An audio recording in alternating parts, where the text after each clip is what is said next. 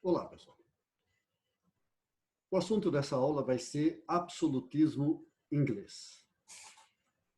Nós vamos dar um contexto geral, porque seria necessário muito tempo para a gente poder falar sobre o assunto, mas nós vamos fazer bem sucinta a ideia. O absolutismo inglês, diferente dos outros reinos absolutistas dentro da Europa, ele vai ter um início muito pequeno, até que venham as revoluções, a chamada Revolução Puritana, depois o protetorado de Cromwell, a volta da monarquia, e daí vem a Revolução Gloriosa. Então, são essas etapas que vão quebrar o absolutismo dentro da Inglaterra. Mas por que essa quebra do absolutismo? É que, na realidade, a burguesia ela queria ascender ao poder. E o absolutista não quer deixar ninguém perto dele, porque ele centraliza tudo na mão dele. Então, vamos ver mais ou menos um contexto histórico como aconteceu isso.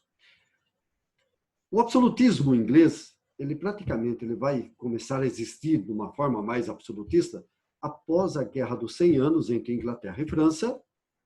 Depois vem a Guerra das Duas Rosas, entre a família York e Lancaster. E nessa briga entre essas duas famílias, nenhuma das duas famílias consegue colocar o seu pupilo para o trono inglês. Entra uma terceira família, a família Tudor. Então, vamos falar alguns reis e rainhas importantes nessa caminhada. O primeiro rei da implantação do absolutismo dentro da Inglaterra é Henrique VII, da dinastia Tudor, o primeiro rei, digamos, absolutista. Ainda não era totalmente absolutista, mas ele implanta uma economia mercantilista, ele centraliza a mão em todas as formas de governo que tinha dentro da Inglaterra. Então, administrativo, justiça, exército, ele tem o controle praticamente todo. Por que ainda não é absolutista? Porque, na realidade, ele não domina o cenário religioso. O seu filho, Henrique VIII, vai acontecer isso. Vai ser uma ênfase maior dentro do absolutismo, porque ele vai criar, após uma briga com o Papa, que não lhe concede o divórcio da sua esposa, Henrique VIII vai criar uma igreja através do ato de supremacia. Esse ato de supremacia nada mais é do que a criação da igreja anglicana dentro da Inglaterra.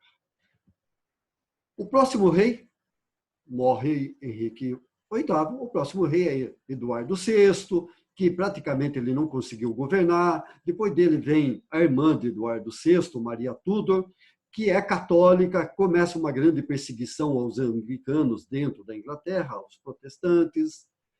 Com a saída de Maria Tudor, com o falecimento de Maria Tudor, ascende ao poder Elizabeth I, que é filha de Henrique VIII, mas com a segunda esposa, Ana Bolena. É o apogeu do absolutismo, principalmente porque ela consegue derrotar a invencível armada espanhola, ela faz os cercamentos na compra de pequenas fazendas de pequenos proprietários para poder colocar ovelhas para produzir lã para a Revolução, para as indústrias inglesas, que depois seria na Revolução Inglesa, e também é ela que faz a lei dos pobres. Até Elizabeth I, a dinastia Tudor. Aí vem a chamada dinastia Stuart. E nessa dinastia Stuart, após a morte de Elizabeth I, assume Jaime I da Escócia. Mas é a partir da dinastia Stuart que começam as revoluções. O que é a revolução, então, puritana? É o parlamento querendo a sua participação no governo e exige do rei a assinatura da Carta Magna. O rei não assina, por uma razão simples. Ele não quer perder o poder absolutista. E dessa briga entre parlamento e o rei, ele fecha o parlamento por quase 11 anos. Automaticamente, o parlamento não gosta dessas atitudes, mas ele não tem muito o que fazer. Só que, em 1628, O rei pede novamente ajuda ao parlamento e reabre o parlamento porque está tendo problema na Escócia, na Irlanda. Quando ele consegue resolver o que ele quer, ele fecha o parlamento. Então o parlamento começou a se questionar. Ah, quer dizer que quando precisa da gente, ele abre. Quando ele não precisa, ele fecha. Então começa a haver novamente um grande atrito. Só que já vai acontecer um atrito muito grande e vai acontecer uma revolução. O rei forma um exército, que ele já possuía, e o parlamento também faz um exército e dá a liderança desse exército a um nobre chamado Oliver Cromwell. Era a guerra entre o rei e o parlamento. Desta briga, quem acaba levando a vantagem e vence a guerra é Cromwell, onde ele derrota o rei, acaba aprisionando o rei, exigindo dele a assinatura da petição de direito ou a Carta Magna, só que o rei não aceita e ele acaba decapitando o rei. Bom, pessoal, essa é o início da Revolução Puritana. Agora vem a segunda fase da Puritana. É quando Cromwell, pela primeira vez na história inglesa, ele decreta a República Inglesa. Só existiu enquanto Cromwell foi protetor. Como que se denomina essa fase dentro da Revolução Puritana? O protetorado também é chamado de Commonwealth. É a segunda fase da Revolução Puritana. Só que daí,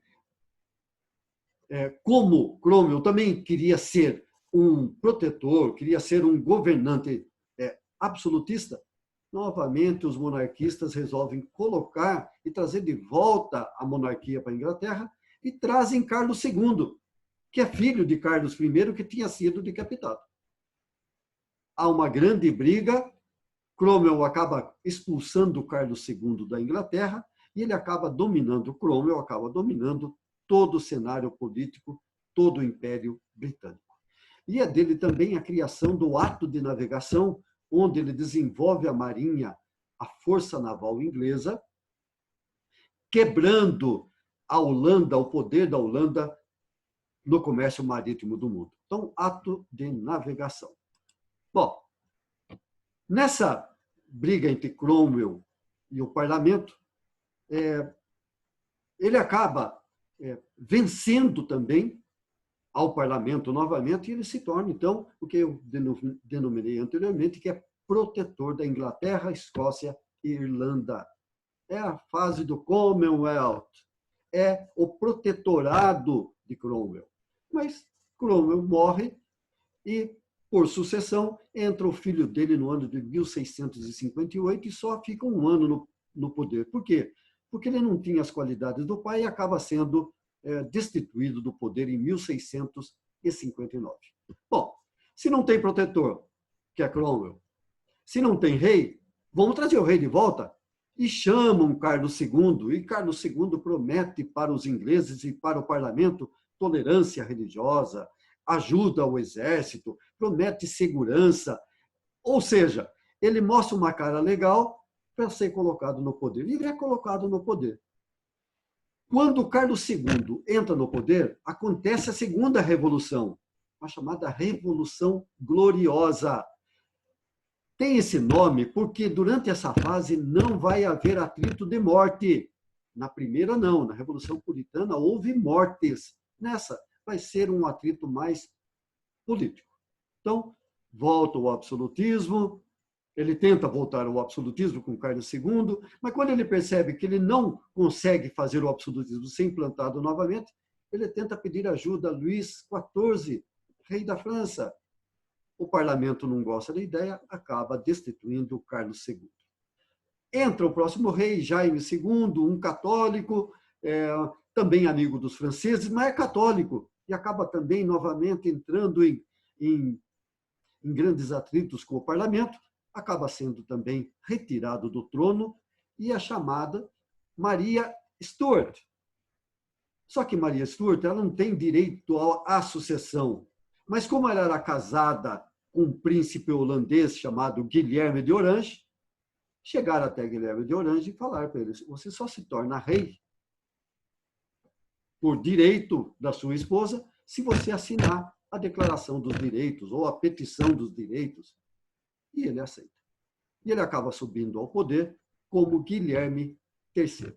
Então, Revolução Puritana, briga entre o rei e o parlamento. Cromwell assume o poder, vence o rei, é a fase puritana, daí vem a fase do protetorado ou Commonwealth. Com a morte de Cromwell, volta novamente a monarquia, e dentro da volta da monarquia acontece a segunda revolução, que é a Revolução Gloriosa, e que vai culminar com o fim da Revolução Gloriosa, com Guilherme III. É aqui que se forma e se estabelece dentro da Inglaterra o parlamento assumindo o poder até os dias de hoje.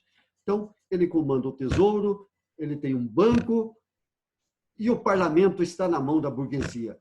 Isso significa possibilidades de fazer justamente o que a burguesia queria: assumir o poder para ser uma grande potência econômica em todo o mundo. E a Inglaterra acabou se tornando. Então, isso é o que a gente denomina que a gente chama como absolutismo inglês. Começou efêmero, as grandes revoluções, até culminar o parlamento tomando o poder dentro da Inglaterra. Ok? Até a próxima aula.